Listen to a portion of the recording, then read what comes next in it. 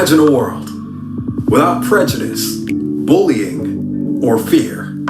Imagine a world where our individuality is respected by all our peers. Inclusion and equity are more than words or just a ploy. They are workplaces rich with diversity, creating worlds we all enjoy. Imagine a better world where we all can live free and play, where the spirit of teamwork and solidarity give hope and light the way. Good business isn't just profits or pushing for sales. Good business must strive to be just as it scales. Good business is planting a seed and a visionary trail to foster an environment where diverse abilities prevail. Let's build that new world in solidarity.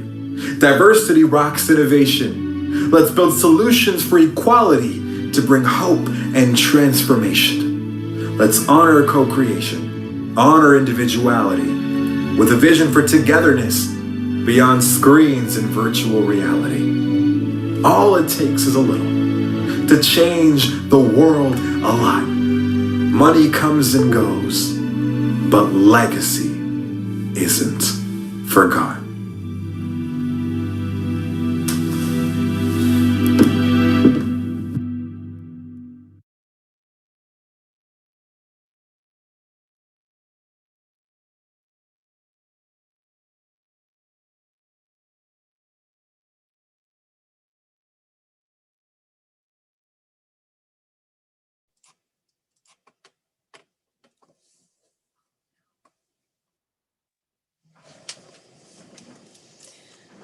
Welcome to Diversity Rocks Innovation, Volume 2. 多様性が革新を起こすへようこそ. Welcome. We're so pleased today to be launching our second live stream. My name is Jackie Steele. I'm a longtime Canadian political scientist living and teaching and working here in Japan for many years, and also the recently launched in the last 2 years CEO and Chief Diversity Officer of Enjoy Diversity and Innovation.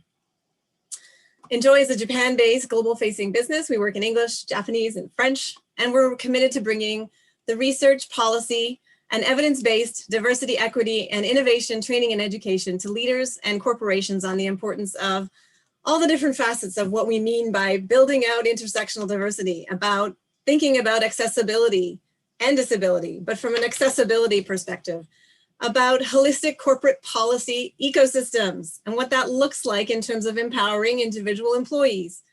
And of course, innovation, but not innovation just for its sake. Innovation that supports the holistic well-being of democratic equality, of mental health, and that powers our people systems for personal and collective good.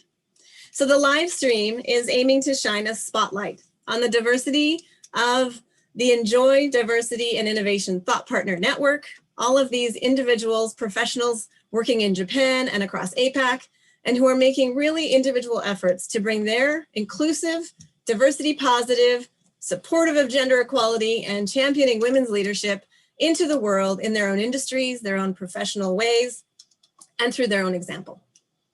So one of the ways that this live stream is attempting to accomplish that is through this practice of thought partnering out loud.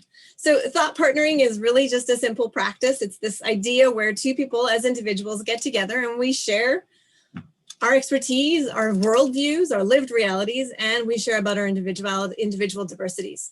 We learn from each other, real time.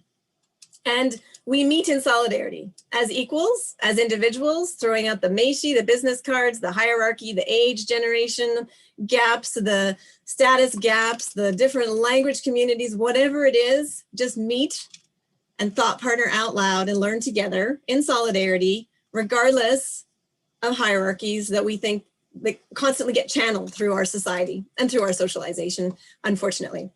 So we're trying to disrupt that very actively by bringing a different performative practice of thought partnering out loud into the world through this live stream. So with this live stream format, each week I invite and feature one of the Enjoy Diversity and Innovation thought partners. And this collaborator joins me and shares about their work, about their individual pursuits, their passions, their challenges, what enriches their perspectives, and how we can learn about how diversity really rocks innovation. So if you are joining at 7 p.m. on Monday from Vancouver, or 10 p.m. from New York, or 10 a.m. from Bangkok, or if this is your lunch hour here in Japan, then we both invite you to, both Shumatsu and Post and I, he will be popping on screen shortly. We invite you to join us in exploring the gray zones of what it is, our identities on nationality, on race, on gender, on ability, on language, sexual orientation, other markers of what constitutes our unique who-ness. And we're going to share today for about 55 minutes. So join us in this journey of seeking out these nuances in the gray zones. Diversity, of course, is, a driver of innovation when it's coupled with equality. And it makes, for me, as a political scientist and longtime, political critical democratic theorist, I believe that it really makes the project of democratic self-government together worth pursuing in our homes, our workplaces, our communities, our countries, and through our transnational social justice and global sustainability networks. So with that in mind, I would love to extend a huge welcome to Matsuo Post for joining us as today's guest on Diversity Rocks Innovation. Hi, Jackie. Thank you for such a warm welcome and the introduction. I'm glad to be here today. Thank you for joining us. And I'm so excited to share, so much about what you have been doing in Japan and also elsewhere, and just your international efforts to really bring a different lens to the way that, empowered masculinity and positive masculinity can really just be a game changer for equality and diversity and equity, and for innovation, frankly, within the family and even within the family registry in Japan. So there's so many things we're going to dive into today.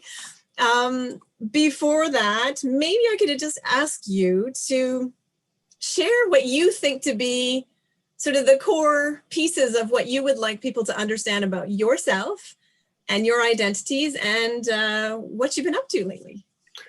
Yeah, again, thanks for that intro, and I'm so excited to be here, being part of this amazing, wonderful series. So I'd say my area of expertise is gender equality, focusing on positive masculinity, like you mentioned. And, some of the audience members might be wondering why a man is talking about feminism and gender equality. Isn't that a women's issue? Well, here's my story. So I'm a Japanese national who has spent time in Japan, the US, and Hong Kong.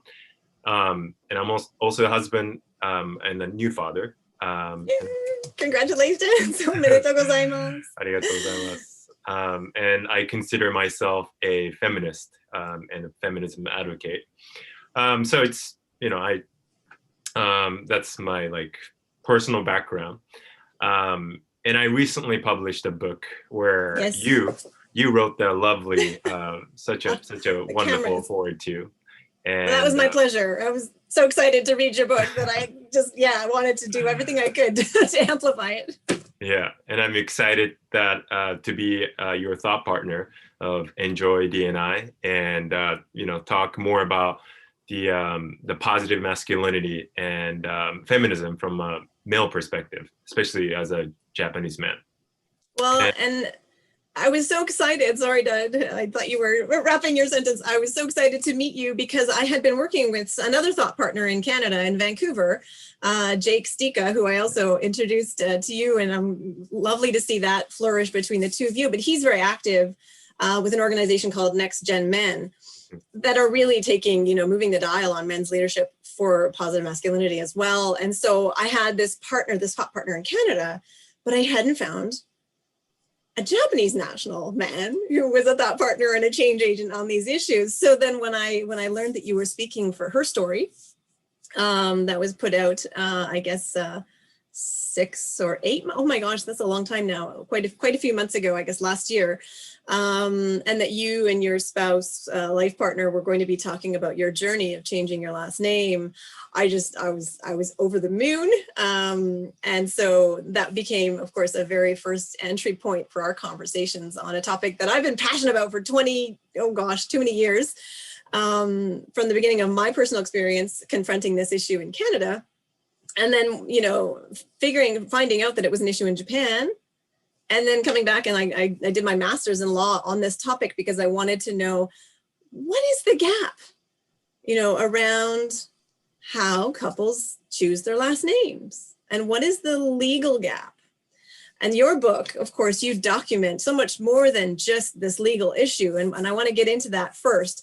So I'm going to bracket the sort of legal side of what I had been looking at. But that's where I've just found it so wonderful to find not only a Japanese national man who was engaging and leading on this topic, but you went to all this personal challenge to, like, David and Goliath go up against the Japanese family registry to assert your individuality and your right to freedom and to self-name. And that's phenomenally inspiring. So for one, I'm just going to put that out there, that phenomenally inspiring. So maybe we can back up a couple of steps and just tell us about your journey and how you came to, I guess, maybe even delve into your interest in feminism and become on this journey.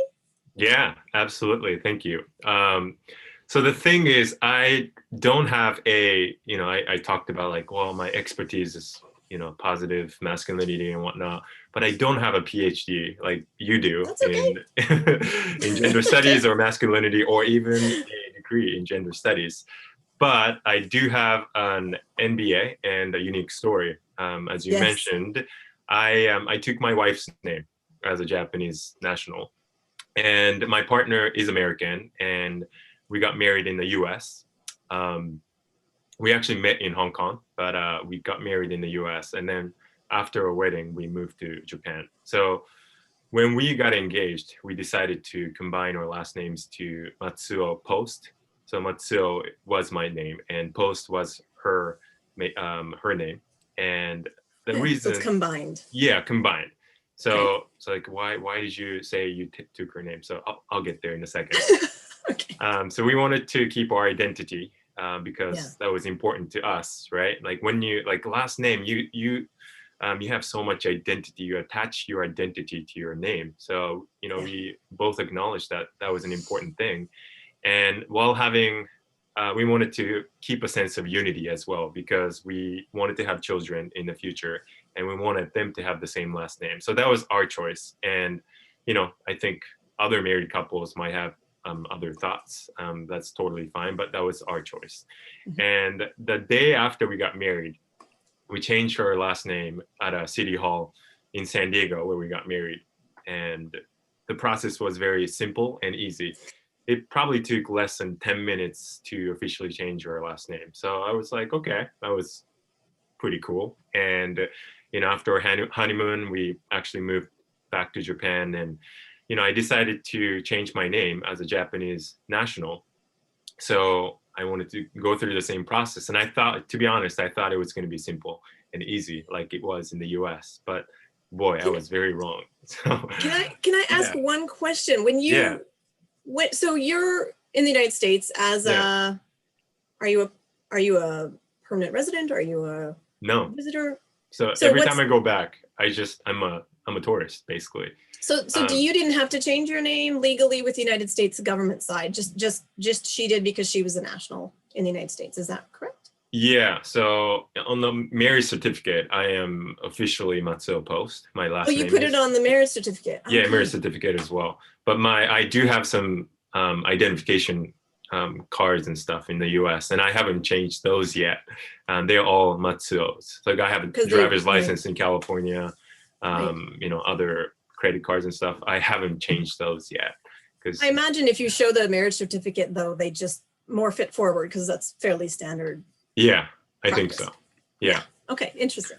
And then you get back to Japan. Yeah, I got back to Japan. And how many hundred steps and hoops did you have to jump through administratively? Very many. And to be honest, I was like, I didn't know too much about the Japanese law.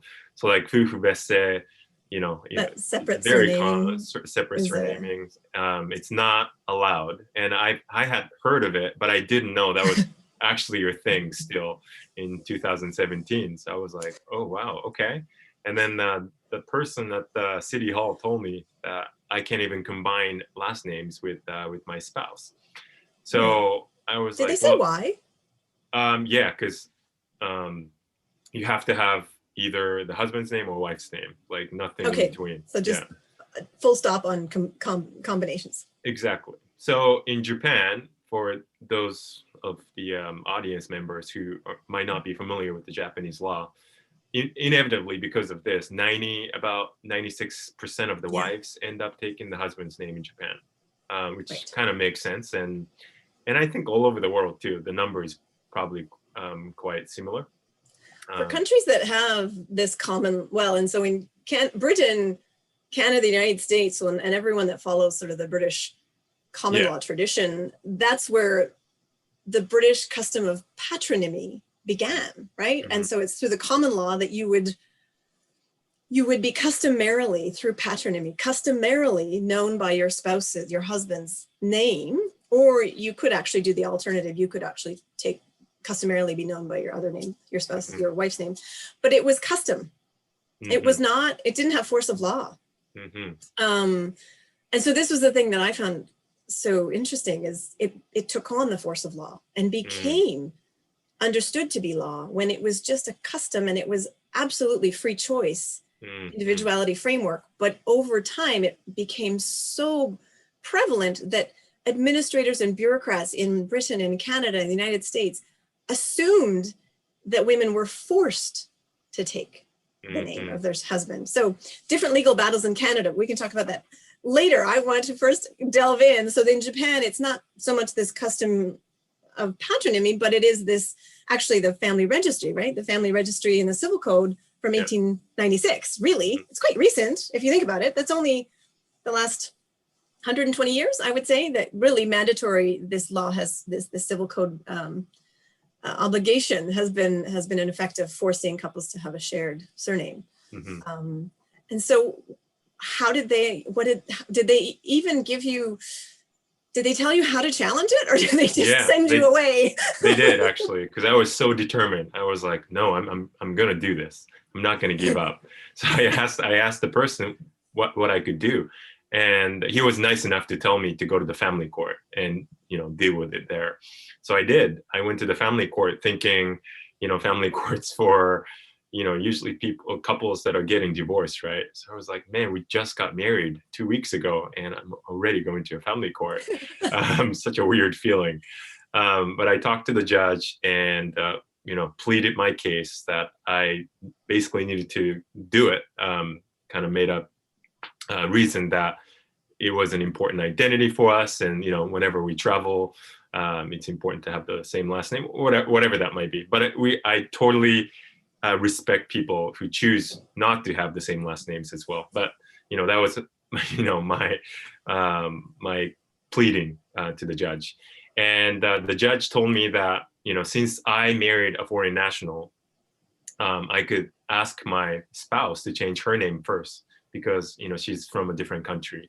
So that's what she did. And what ended up happening was I literally took her new name, which is Matsuo Post. So in the States, had she not already put in the process to be a Matsuo Post? She did in the marriage certificate. But the judge didn't take that to be right. She had proof to change her passport. So we came to Japan like literally 2 weeks after we got married. So she doesn't have the updated passport. Exactly, yeah. Under the new married surname, I see. Yeah, so she had to go to the embassy, U.S. embassy in Tokyo, and all that stuff. And I took her passport to the family court and proved like, hey, she changed her name, so this is actually her last name now. Can I take her name? And then they said yes, and then the process took a few months after that. And that's how my name got changed. And if I married another Japanese national, I wouldn't have been able to do this, because which is not fair either. So I'm obviously all for 夫婦別姓、選択的夫婦別姓. That individual choice, exactly. In married last names, right? Yeah. It's names are so important, and it's up to the individuals, and it's up to the couples to decide what they want to do, not the government, right? Not the law. So that's my take on it, obviously. And I mean, I applaud this tremendous administrative hurdles that you were willing to go to and going to court, and obviously, Tina also having to go to update her passport so that there's proof beyond the marriage certificate, and then changing all of her ID, I imagine, right? Foreign registration cards or the residency cards and all of the documents that then have to follow. And every single time you have to redo, I mean, you redo it all once, presumably, to update all of those administrative pieces of ID that are so important. But then after she does hers, then it's like you still have to do all of yours, but it's still an exception to the rule because you happen to be married to a foreign spouse. And this is, I guess, one of the challenges in Japan. There's so much rulemaking by exception, which is quite different, I would say, from the common law tradition and what we see in terms of, Canadian constitutionalism, where we have a constitutional precedent comes out that affects everything below that might be of a similarly situated case. And so that Supreme Court decision really echoes down to the lower courts.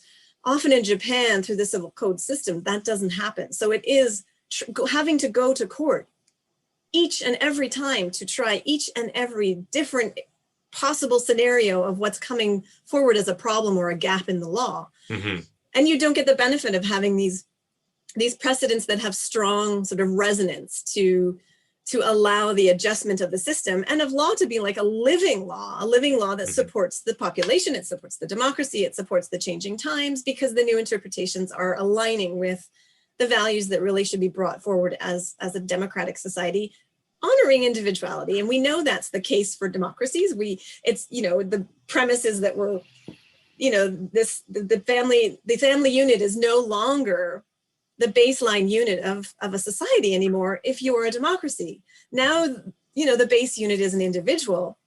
And so there's this, I guess, disconnect that I see and that I've been looking at for now 25 years and looking at Japan is, Article 13 of the Japanese Constitution is in some ways this affirmation around respect for individuality.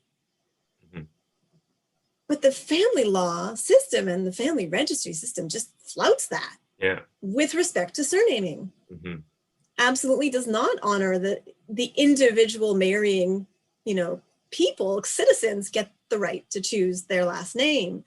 And so I don't know, from my perspective, it's been disappointing to see different high court decisions and the grand bench of the Supreme Court in Japan not upholding that there's discrimination against women who are, like you say, 96%, before it used to be 98%. When I was looking at it 20 years ago, it was 98, 99% of women always changing their last name. Now it's 96. So there's a little bit of a wiggle room of maybe 3 to 4% women men who are willing to change their names and are not so attached. And what I found fascinating, and I'd love to hear your thoughts on this, one of the things that, Japan struggles with is declining birth rates. And you have fewer children and you have more single children, single child syndrome, right? Single children in a family unit are supposed to carry on their family line and their family last name. So this tradition of carrying on your family line and your family last name, when you have a whole bunch of families that only have one child, when those one single children, only children, marry another only child, there's a real challenge on which family heritage, which household heritage gets to continue if you can only have one be accommodated, right? Now I realize the way that you've blended and your choice of blending means that you get to keep both heritages, right? Like the heritage from both your spouse and you to be passed on to children. And I think that's a really interesting creative option.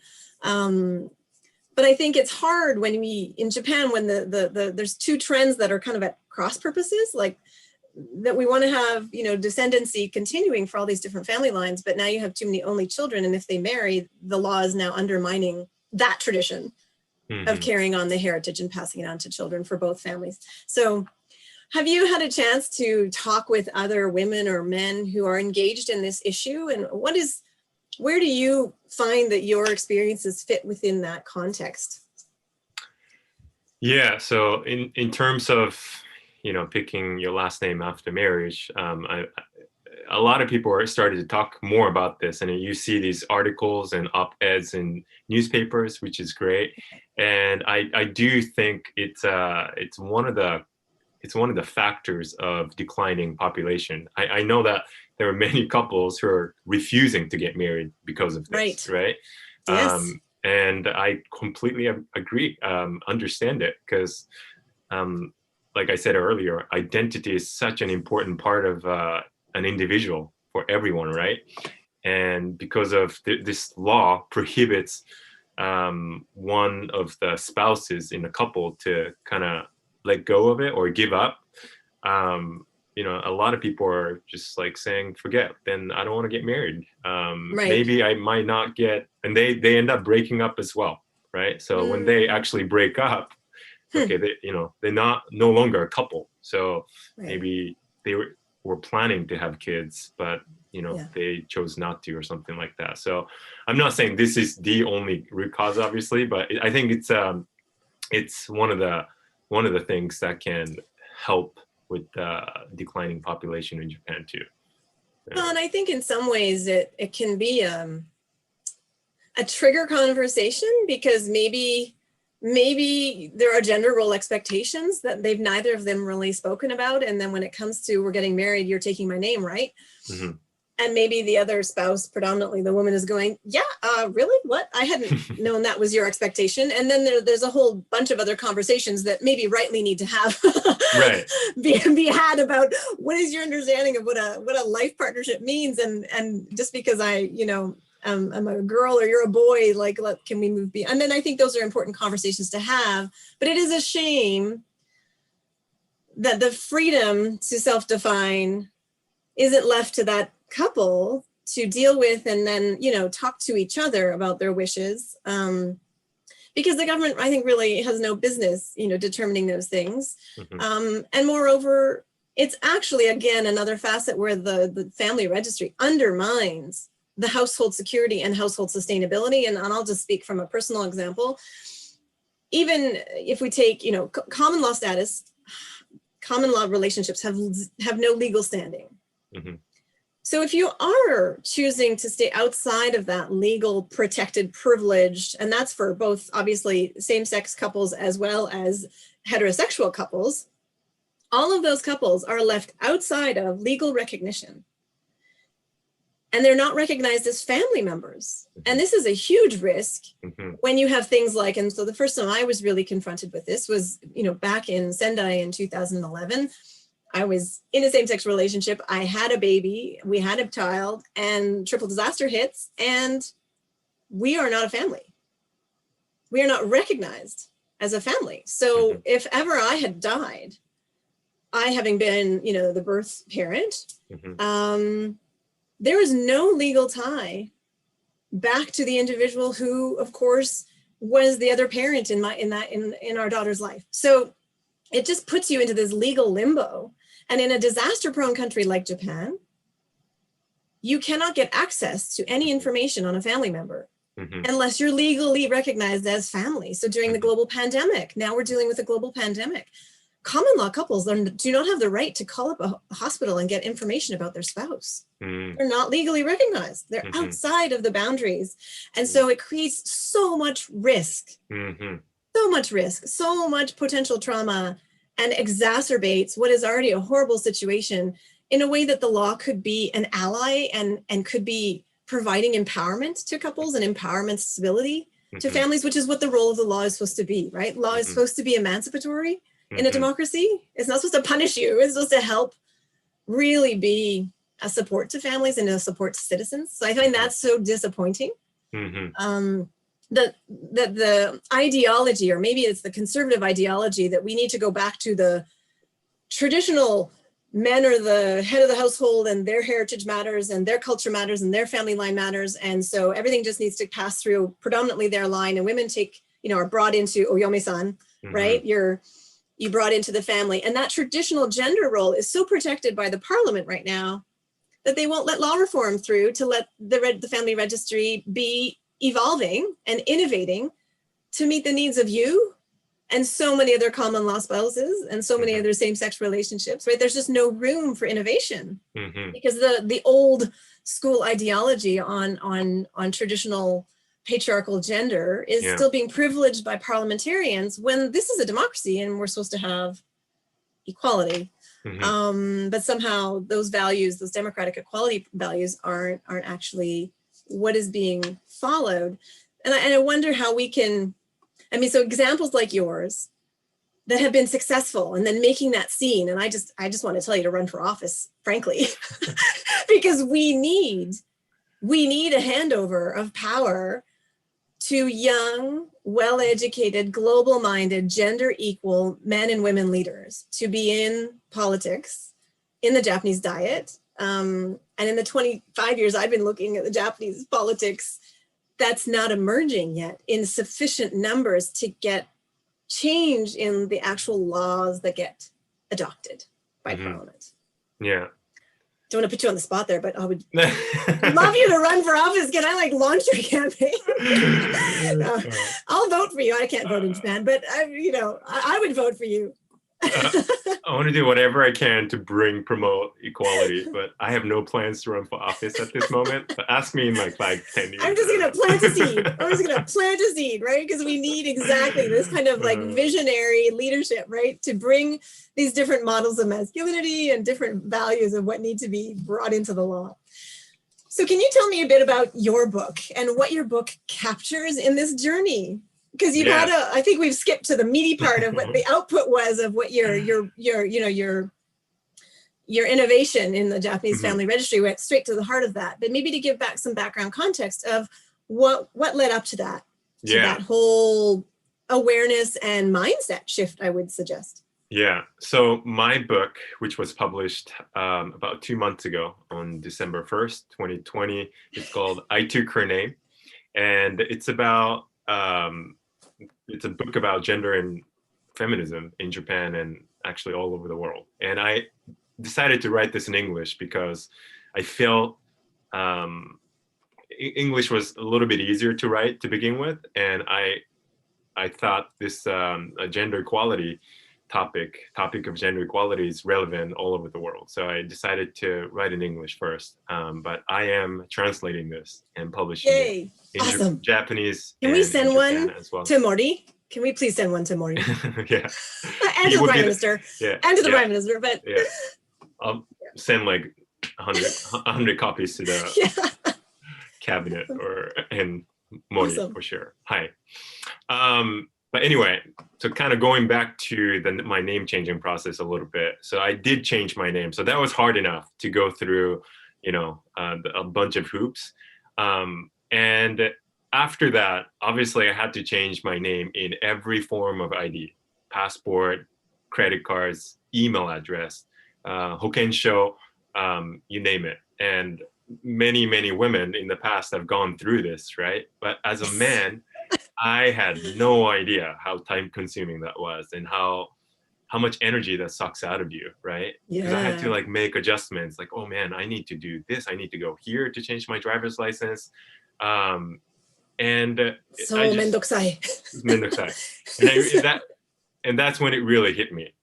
I was like, oh my gosh, I didn't know, because I was born a male and I had this male privilege, and I had no idea the name changing your identity, changing your name takes this much effort, time, and energy.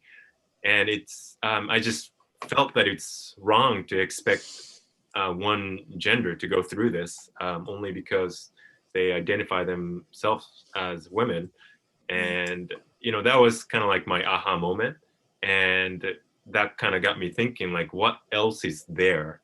What other inequalities are there in this society and around the world? And that's what really got me curious to research more about it, and then think about the inequalities and gender bias in our everyday life. And what I found out ever since that moment, have you heard of the Bader-Meinhof phenomenon? Like when you buy like a car, you see the same car everywhere, like everywhere. Okay. It's kind of like the phenomenon, like, oh my gosh, it's on the radar now. Exactly. It's in my head, and I see everything as like through the lens of gender, and I saw so much, and I wonder how much of it I didn't see before because of the male privilege that I mentioned. And people sometimes ask me like, okay, well, you changed your names, that's cool, and so what? Like, why do we have to care? I'm like, well, we need to care because it's not just about me changing my name. It's about acknowledging that male privilege exists. Privileges exist, and if you don't know it exists because you never paid attention to it, and we need to. Otherwise, this whole conversation of gender equality wouldn't even start. So that's why I wanted to write this book for fellow men.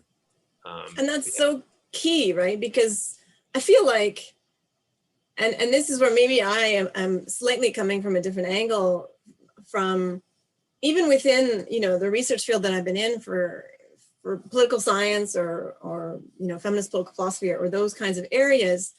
I've found that I did a lot of thinking about democracy and democratic theory, as well as all of the different, feminism or critical race studies or post-colonialism or those like other systems of, critique, that it wasn't just always gender, it was, in an intersectional understanding of gender and, right. and that training. But I even find that there's a difference where sometimes within social movements and feminist movements and, critical race movements, sometimes we forget that we need to keep putting those responsibilities for solving these issues back on the public agenda as not just, affected communities. And so affected communities know this. Affected communities know if you're amongst the marginalized organizations or social groups advocating, that it's not our burden. Like, it's not women's responsibility to solve women's inequality. We didn't create this problem, right? So why is it our job to clean it up?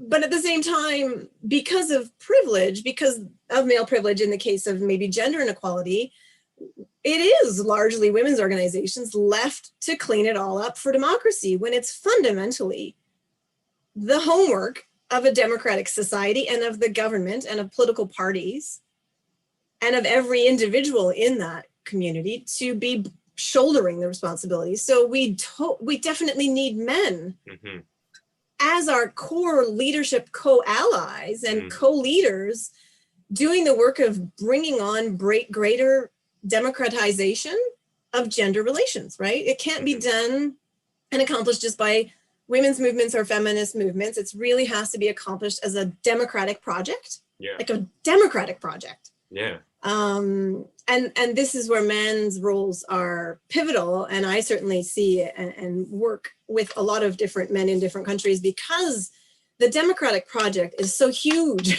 right? And most of it is actually looking at dismantling the inequality in the law and in the policies. So it's in our legal system, really, like the whole policy and legal ecosystem through our state and our government machinery is churning out and reproducing the discriminatory laws and policies every year. They just keep churning it out and reproducing it. And you sort of go, why hasn't gender inequality ended? Because the government is subsidizing it through all of these new laws and policies still. And our corporations are still subsidizing that, whether they realize it or not, in the way that they use corporate policy, right? And there's a lot of blind spots that people just don't realize, those blind spots in the design of the laws and the policies.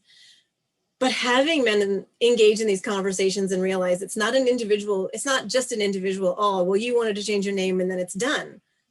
It's this broader sort of like system-wide critique that you're opening up through your example.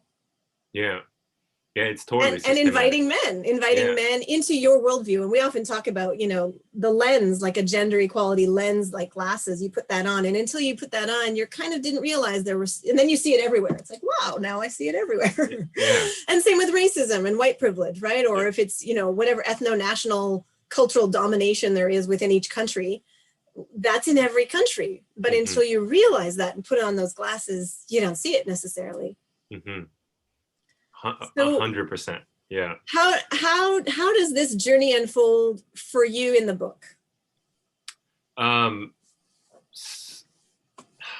how should I put it? Yeah, so since I saw this side of like feminism, let me back up a little bit. So if you ask me, do you believe in gender equality? Like 7 years ago, I would have said, yeah, I like that idea. I think gender, all gender should be equal. And I think it is now, isn't it? And we've ticked that box, right? We've ticked yeah, that box. exactly. Yeah. I'd like to consider myself like, someone who believed in equal things, with everything. But if someone asked me, are you a feminist? Are you doing anything about feminism? And I probably would have said like, no, that word sounds a little bit too strong.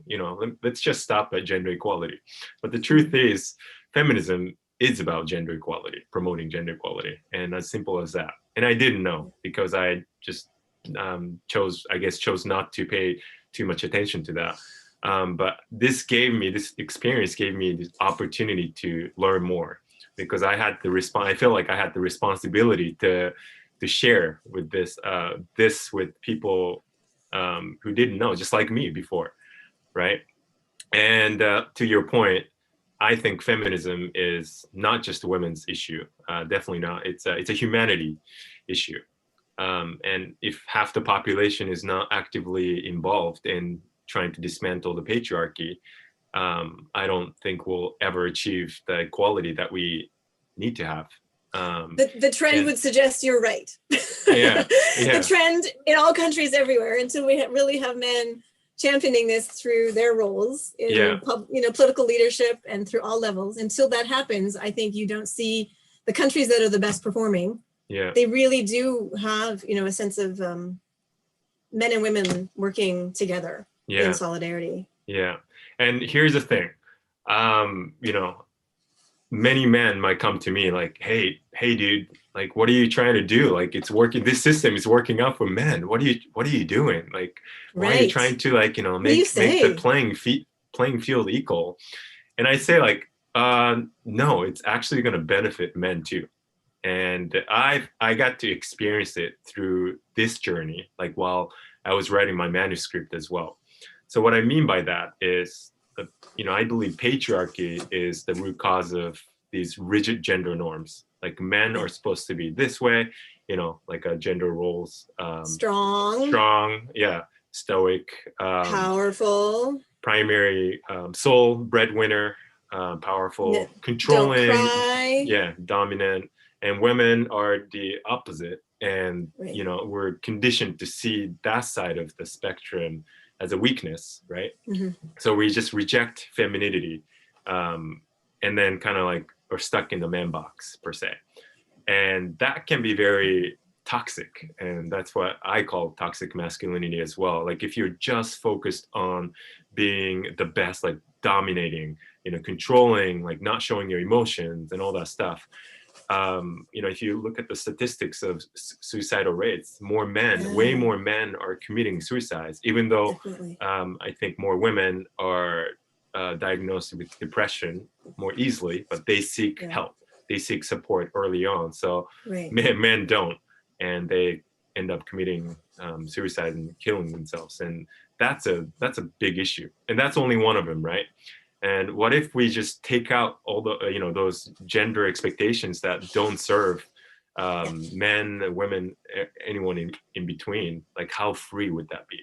So feminism really frees everyone, like people, men included. So that's what I experienced. Like, I went through this experience of vulnerability, really being true to myself and like showing who I am. Like, publishing my book was scary enough. Like, I was so scared to actually like send in my manuscript. And I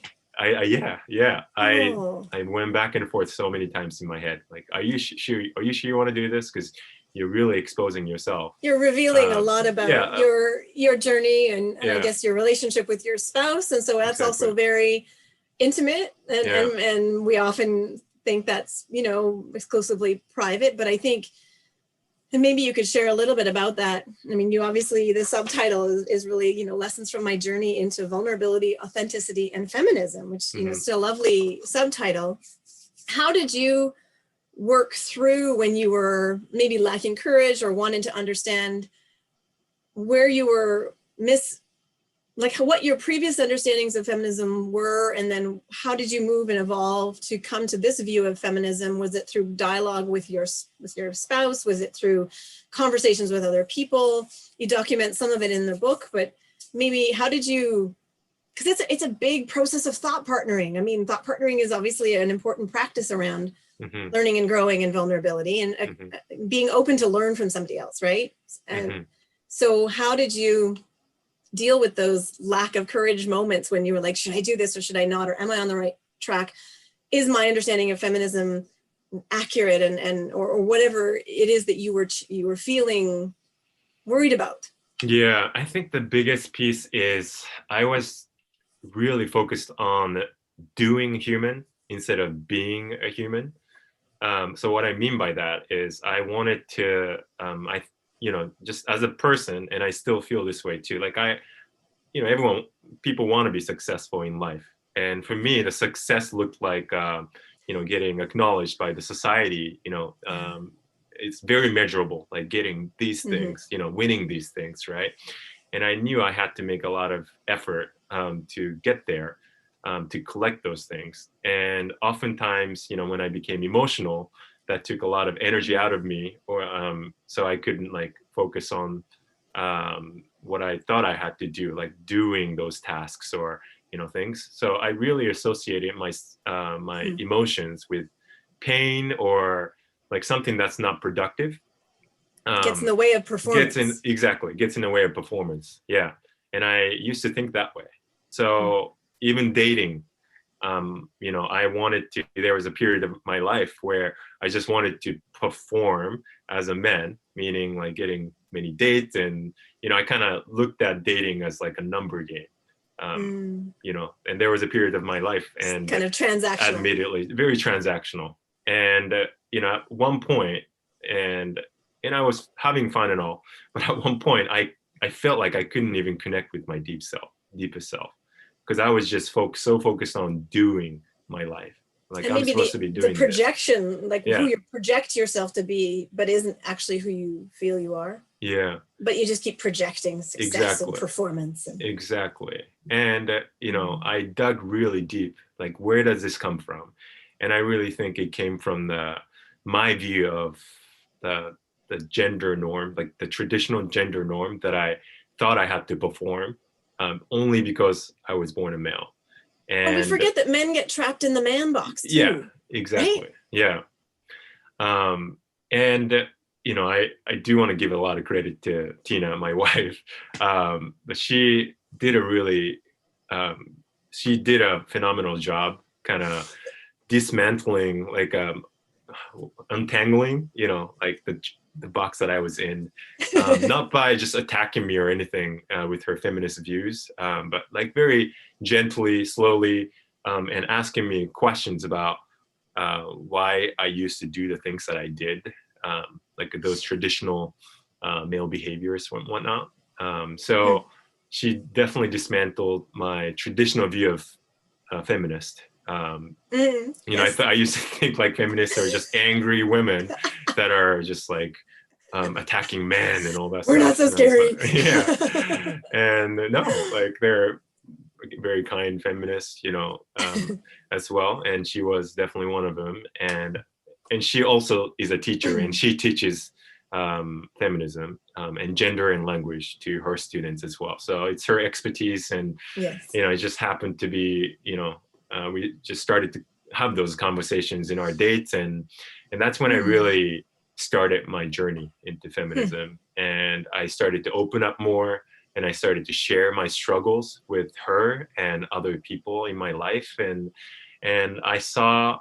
once I started to do that, I started to connect with those people more deeply, and I just started to connect with myself more deeply.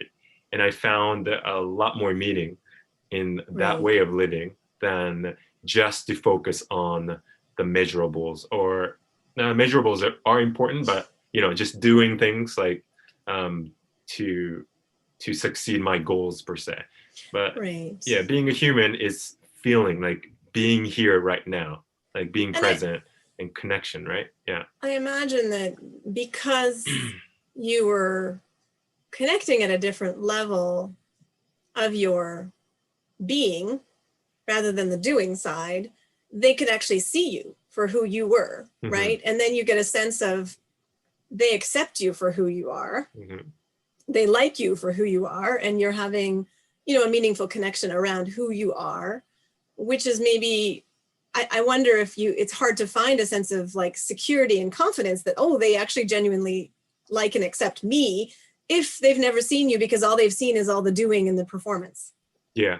Right. They never get a glimpse of who you are. So you don't get that sense that they actually do, you know, accept you unconditionally for who you have shown yourself to be, which gives you a greater sense of, you can just breathe and relax and say, wow, like our friendship goes beyond, you know, I can run a marathon and they think that I'm cool for that. or whatever it is, right? Like it's not just about the performance. It's about really just, like you say, the being, not the doing. Yeah. Oh, I couldn't have said it better myself. That's exactly how I felt. Yeah. Interesting. So I'm still in the work, like by no means just because we all are always in the work. Right? This is like never ending. Yeah, I'd like to think as this as a practice. So if you stop trying, you're gonna go back to who you were before. So it's you got to be constantly in the practice of being. So that's something I'm practicing right now. Yeah. Wonderful.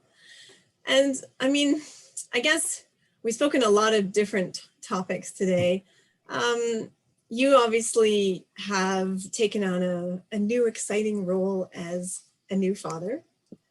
Would you be willing to share just a little bit about how, I mean, I personally think that when my feminism really became stronger actually and bounced back when I became a parent, when I became a mother, because I realized I have a daughter and a son, and I'll be damned if any society is going to prevent them for either of the gender boxes from finding really substantive well-being. And so it's kind of like the mother lion comes out and says, oh no, you're not going to put my children in a box due to the fact that they were born into this body that happens to have a vagina or a penis, because that is ridiculous.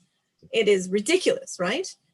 That we should put these boundaries on these bodies when the spirit of the individuality of our children need to be just supported and flourished and honored, right?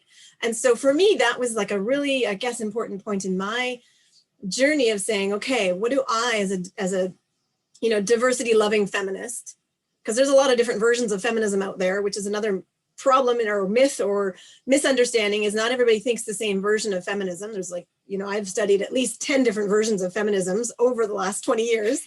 And so which one you're self-identifying as is a journey, right, of how you find your fit.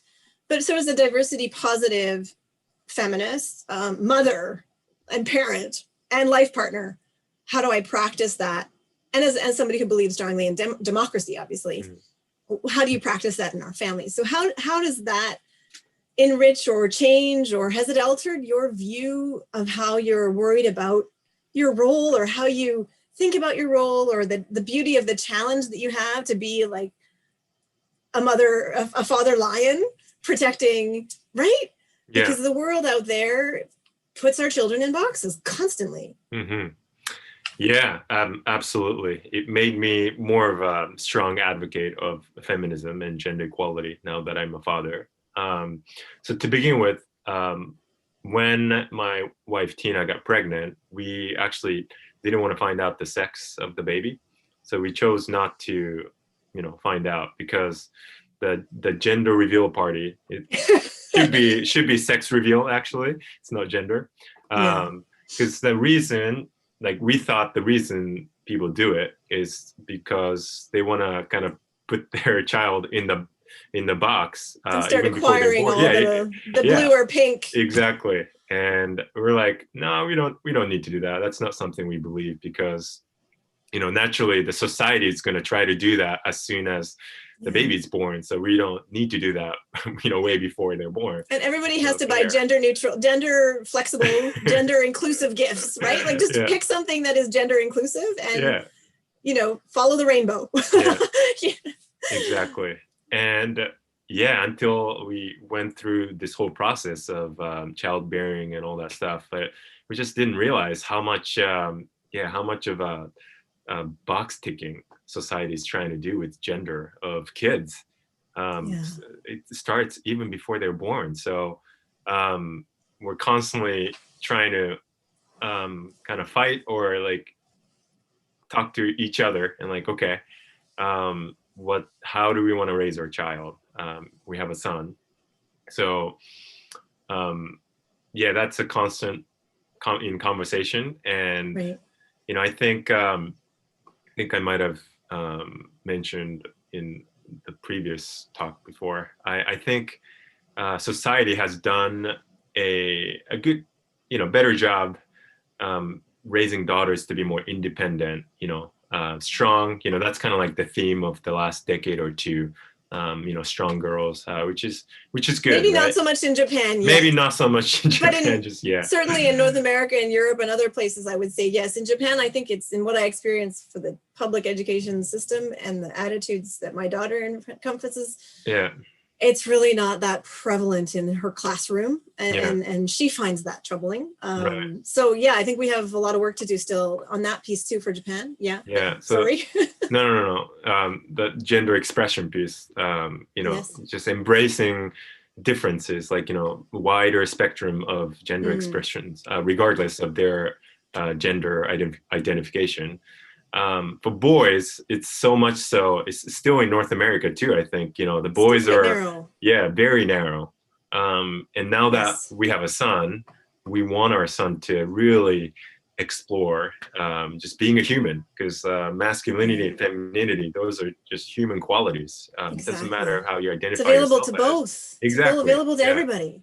Yeah. So that's something that we're committed to, just really celebrating whatever the gender expression that our son wants to have, and really advocating for that. And childcare is so important because they're going to be the future of our society, right? Yes. So we definitely prioritize education, how we raise our son, even though he's only almost 5 months old. So cute. Yeah, thank you. Yeah. That's our huge focus. Great. Well, I think that is the democratic homework for all of us, right? In societies to support all these little beautiful children. Mm-hmm. And with that, I would like to thank you for this very enriching and inspiring thought partnering out loud experiment that we've been able to do together today. I really enjoyed speaking with you. And I do want to encourage everyone listening to please go out and get your copy of I Took Her Name. It is a really amazing read. Beautiful, beautiful writing. Such an amazing story about what I described as, I think, one man's love of a life partner, of country, and of freedom, that I think is so inspiring for both women and for men and for women. And I hope everyone will read it and learn from it and seek you out to be a speaker for other opportunities, because you're a great person to inspire the world for change, particularly in Japan, but also around the world. So thank you today for this Shu Matsuo post for joining us today. I want thank you, my pleasure. I, of course, would like to alert our audience that we are running these live streams every week.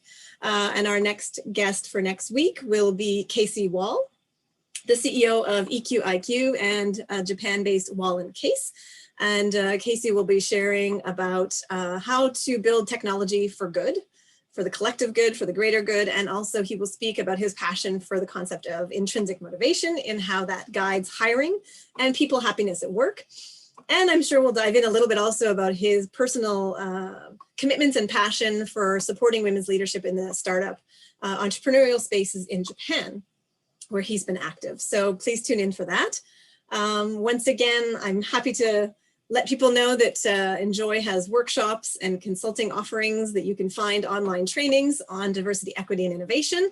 So check us out at www.en-joi.com. Shu Matsuo Post and I, of course, have an upcoming collaboration that we are building for Enjoy It will be a safe space discussion for Japanese national men on gender, on diversity, on equity, and on the value of feminism for men's emancipation and for men's freedom. So that will be launching probably later in the year. And we look forward, I look so forward to having that and that collaboration with you. And I'm grateful to have you join our team and work with us on that. I'm going to give a shout out to our team who helped with all of the live streams over the many months. And on that note, I would enjoy having you join me in watching the outgoing credits where you can see all the different contributors for Enjoy and enjoy a gorgeous song called Evergreen that was written and performed by a leading Canadian singer-songwriter, Andrea Menard. So tune in for that and take a little bit of a pause before you then go back to your workday. Thank you very much for joining us today, everyone.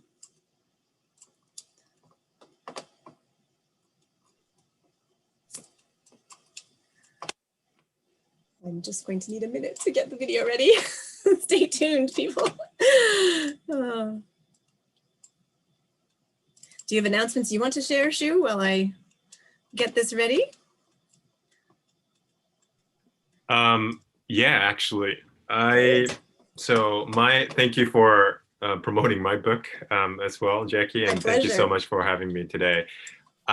So my book is available in 3 versions right now. So Kindle, paperback, and hard copy. Everything is available on Amazon right now. And I'm excited to announce that the audiobook version is going to come out on March 8th, the International Women's Day. Awesome. So yeah, narrated by the author myself. So stay tuned. Yeah. No pressure on that side. Wonderful. Great. Well, then I hope everyone can check out those offerings and have a quick little pause and enjoy this last song. Thank you, Shu. Thank you.